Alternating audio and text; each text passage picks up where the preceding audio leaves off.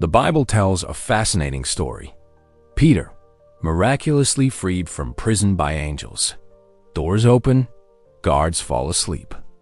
But what if there was another explanation? An earthquake, sleepwalking, structural failure? Join us as we delve into this mystery, where faith and science meet, and the extraordinary might have roots in the inexplicable. The account of Peter's liberation, as told in Acts 12, stands as a foundational pillar of Christian faith, depicting a clear and spectacular divine intervention. The narrative begins with Peter imprisoned by order of Herod Agrippa I, who had already executed James, solidifying the atmosphere of persecution against the early church.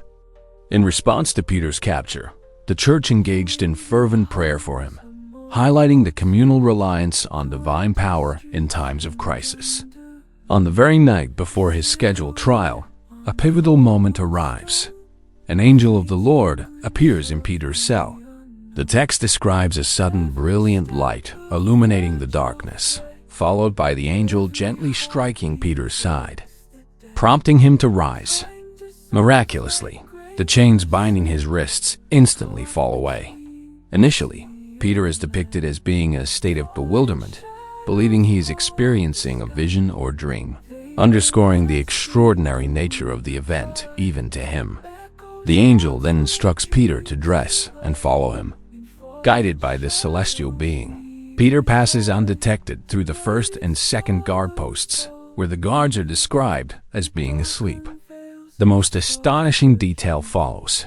They approach the iron gate leading out into the city, which, to Peter's amazement, opened for them of its own accord. This phrase is crucial to our central theme, as it removes any direct human agency from the opening of the heavy prison door. Once outside in the street, the angel abruptly departs, leaving Peter to fully grasp the reality of his situation. He realizes, "Now I am sure that the Lord has sent his angel and rescued me from the hand of Herod and from all that the Jewish people were expecting." He then makes his way to the house of Mary, the mother of John Mark, where many believers were gathered, continuing their prayers for him. Upon seeing Peter alive, the community's reaction ranges from disbelief to overwhelming joy, initially thinking it was his angel rather than Peter himself. This entire sequence is presented in the Bible as incontrovertible proof of God's power and providence, reinforcing the nascent church's belief in God's ability to intervene directly in the physical world to protect his followers. The bedrock of our central theme lies precisely in the apparent natural impossibility of these events: chains falling, guards sleeping, doors opening without human touch, suggesting a causality that transcends the ordinary. For the early Christians, this miracle solidified their faith, confirming the efficacy of prayer and God's active involvement in the lives of his servants. When we apply a more earthly lens to Peter's escape, intriguing possibilities emerge that challenge a purely supernatural explanation. Throughout history, powerful natural phenomena, such as earthquakes and tremors, have frequently been interpreted as divine signs or manifestations. Imagine a silent earthquake, a seismic event strong enough to dislodge chains, spring open latches, or even disorient guards without causing widespread visible destruction. Historical records indeed contain accounts of prisoners being freed from damaged structures following such tremors. For instance, ancient prisons, often built with less robust engineering, could have experienced structural shifts that inadvertently opened doors or created escape routes during a seismic event. Beyond geological activity, the concept of collective sleepwalking, or altered states of consciousness among the guards, presents another fascinating avenue for exploration. While seemingly improbable, under extreme stress, in environments of sensory deprivation, or during long, monotonous shifts, the human mind can react in unexpected ways. Could the guards, perhaps suffering from sleep deprivation or even experiencing a shared, deep unconscious state, have been so profoundly affected that they failed to perceive Peter's passage? Such phenomena are rare, but not entirely unprecedented in medical literature, particularly under conditions of severe fatigue or psychological strain. The idea that a hypnotic trance, whether self-induced by monotony or a shared environmental factor, could have rendered them unresponsive adds another layer of complexity to the mystery. Furthermore, the possibility of structural failure in an ancient prison system cannot be overlooked. Heavy iron gates, while formidable, were often secured with complex, yet potentially fallible mechanisms. Rust, corrosion, wear, and tear over time, or even a subtle defect in the locking mechanism could have caused a seemingly impenetrable door to yield under minimal pressure. Perhaps a slight push, a tremor, or even a chance impact during a moment of profound quiet or distraction. History offers numerous examples of events that initially appeared to be miraculous, only to later find explanations within the realm of natural laws. Consider the biblical account of the splitting of the Red Sea. While described as a direct act of God, some scientific theories propose that specific meteorological conditions, such as extremely strong winds combined with low tides, could have temporarily exposed the seabed, allowing for passage. The objective here is not to negate faith, but to analyze how human perception, particularly in times lacking contemporary scientific understanding, often interpreted the inexplicable through a divine framework. The human mind inherently seeks patterns and meaning, and in the absence of scientific explanations, the divine often becomes the default and profoundly comforting answer. Was Peter's liberation one such instance, where a series of natural occurrences were perceived through the lens of profound faith, transforming into a powerful narrative of divine intervention? This chapter encourages us to consider the powerful interplay between natural occurrences and their human interpretation, especially when shaped by deep-seated beliefs. Delving deeper into our central theme compels used to explore the intricate relationship between the human mind and its interpretation of the unexplained. How does our brain process events that defy conventional logic or common experience? Cognitive interpretation plays an undeniably crucial role. When confronted with a phenomenon that lacks an immediate, obvious explanation, our minds instinctively strive to find patterns or assign causality. In religious contexts, particularly, extraordinary occurrences are readily framed as divine acts, serving to reinforce existing beliefs and strengthen faith. This cognitive tendency is not a flaw.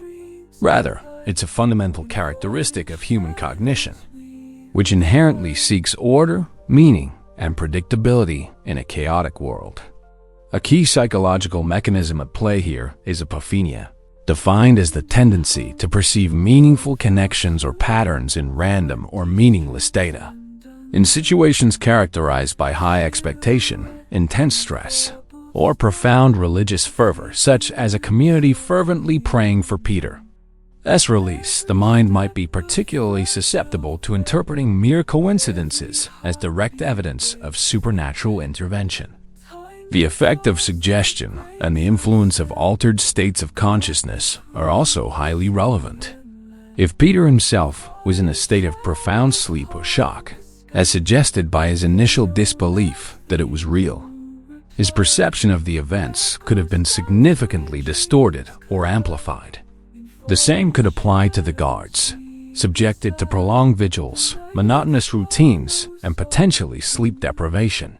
They might have been more prone to deep, unresponsive sleep, or even a temporary, shared altered state of awareness. The biblical text itself supports the idea of Peter's initial confusion, stating that he did not realize that what the angel was doing was real. He thought he was seeing a vision. This detail directly corroborates the notion of a transient altered mental state. Furthermore, synchronicity, a concept introduced by psychiatrist Carl Jung, proposes the occurrence of meaningfully related events that lack a direct causal connection. Could Peter's escape be an example of synchronicity, where seemingly unrelated events, converge in a way that is highly significant to the observer. Jung theorized that intense emotional states or collective unconscious processes could somehow influence the probability of such coincidences.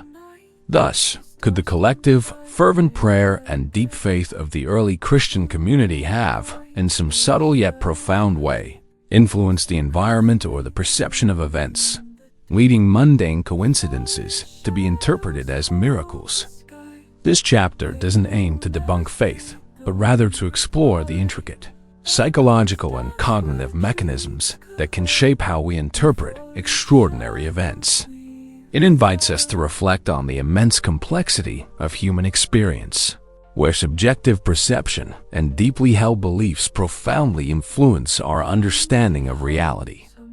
When we meticulously analyze Peter's liberation, a critical element that comes to the forefront is the nature of the evidence itself and the inherent weight of testimony.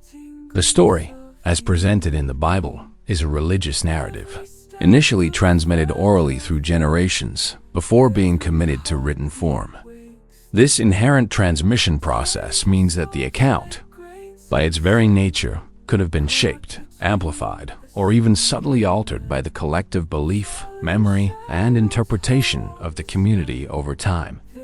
In ancient contexts, what we now dissect as a miracle was an entirely acceptable and often commonplace explanation for any event that defied immediate rational understanding. The absence of scientific methods or alternative explanatory frameworks often led to divine attribution. To truly grasp the nuances of Peter's story, it is insightful to examine historical records of similar events. Across centuries and diverse cultures, there are countless documented accounts of miraculous prison escapes. Some of these have later been fully explained by rational means, such as prisoner ingenuity, guard negligence, or specific environmental conditions, while others, much like Peter's, remain shrouded in mystery.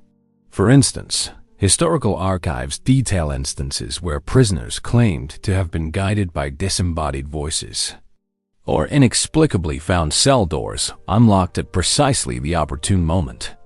In many such cases, subsequent investigation revealed human error, systemic failures in security protocols, or even unusual weather phenomena that unintentionally facilitated the escape.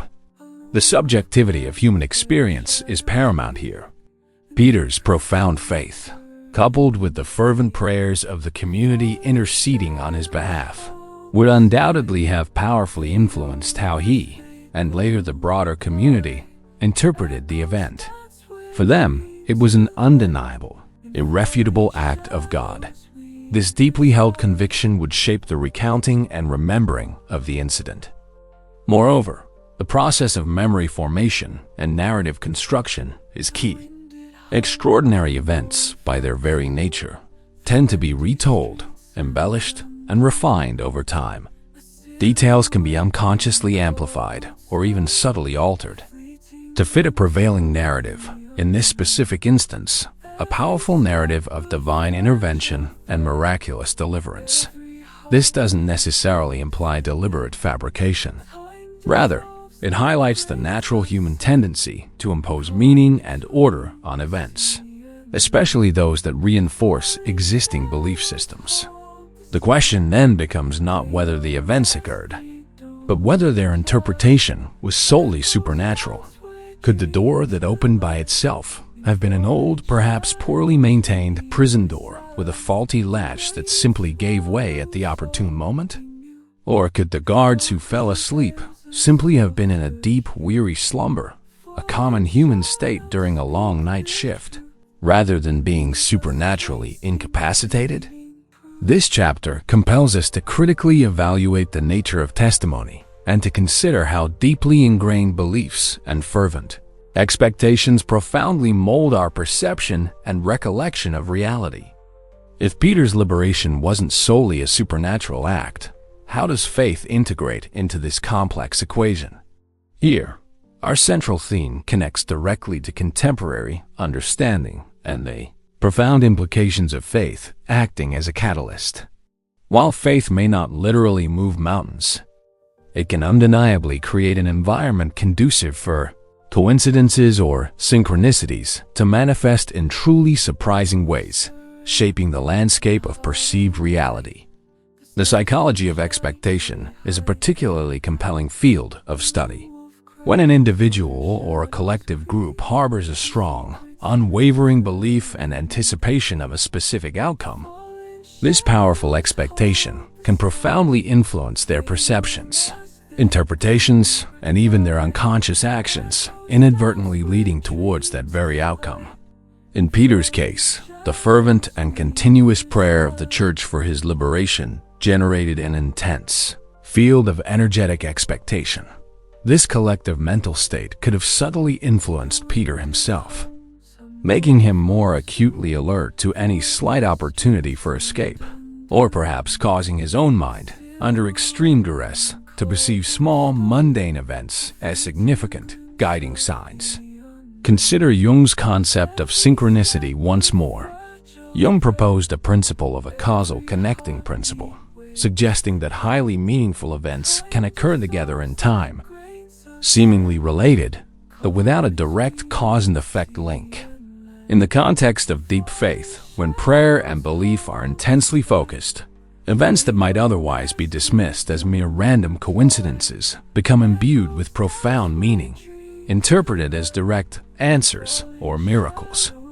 A weary guard naturally falling into a deep sleep, an ancient prison gate that creaks and gives way due to age or a subtle shift in temperature, or even an imperceptible tremor of the earth, for a mind deeply immersed in faith and expectation. These seemingly disparate events align in an extraordinarily meaningful way, appearing to be orchestrated. Furthermore, the influence of faith on human behavior and resilience cannot be underestimated. A deeply held belief in divine intervention or divine protection can imbue an individual with an extraordinary sense of courage, leading them to attempt actions or persevere through circumstances they might otherwise deem impossible. It can provide the mental fortitude to test a locked door, to try to slip past a sleeping guard, or to remain calm and observant in a crisis. In modern scenarios, we witness this phenomenon frequently in stories of profound human superation and remarkable resilience, where an unshakable faith appears to guide individuals through seemingly insurmountable obstacles. Faith, in this light, wouldn't necessarily be the direct cause of the miracle in a linear sense, but rather a potent element that, through the intricate interplay of the psychology of expectation, altered perception, and the interpretation of synchronicity, creates the very conditions under which surprising events occur and are subsequently interpreted as acts of divine grace. It's a fascinating dance between the internal landscape of belief and the external unfolding of reality. We now arrive at the profound core of our central theme: the inherent limits of human comprehension. The enduring story of Peter's liberation compels us to directly confront that which transcends our purely rational understanding. From a scientific perspective, a miracle is generally defined as an event that cannot be adequately explained by known natural laws. Conversely, for faith is understood as a direct divine intervention that operates beyond or even supersedes these natural laws. The fundamental challenge lies in attempting to reconcile these two distinct, often seemingly opposing perspectives, or, perhaps more aptly, in recognizing that they may operate within fundamentally different domains of human experience and inquiry. The very discussion surrounding Peter's liberation is not intended to disqualify or diminish religious belief. Rather, its purpose is to explore the diverse and often complex lenses through which humanity has historically interpreted, and continues to interpret, the world around it. Does our relentless and often exclusive pursuit of strictly logical, empirical explanations inadvertently prevent us from fully appreciating the deep-seated mystery that is an intrinsic part of existence itself? The biblical narrative, rich in spiritual symbolism, theological meaning, and narrative power, serves a fundamentally different purpose than scientific analysis.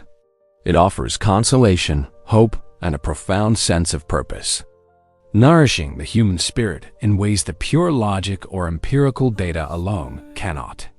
What then does our central theme reveal about our own perception? It unequivocally highlights our deep-seated human need for meaning.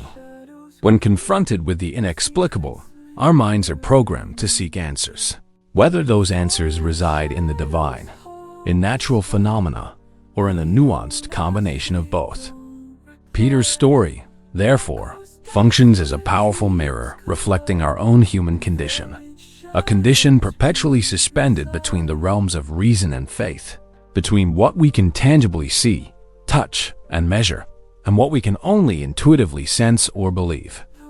Ultimately, the miracle of Peter's liberation, regardless of its ultimate explanation, be it supernatural intervention, a series of astonishing coincidences, or a combination of both, remains a potent and enduring testament to resilience, hope, and the remarkable human capacity to transcend adverse circumstances. It compels us into a continuous and vital dialogue between the visible and the invisible, between that which can be precisely measured and quantified, and that which is truly ineffable. The mystery, far from being an adversary to knowledge, is in fact a profound invitation, an invitation to wonder, to contemplation, and to the ceaseless exploration of the very boundaries of our own human understanding. It encourages us to embrace the questions that defy easy answers, enriching our experience of the world in the process. The story of Peter, with its mysteriously opening doors and slumbering guards, continues to intrigue us. Was it a divine miracle, a misinterpreted natural phenomenon, or did Peter's faith and the community's prayers create the conditions for a surprising synchronicity? What remains is the realization that between science and belief lies a vast space of possibilities. And you, how do you interpret the inexplicable?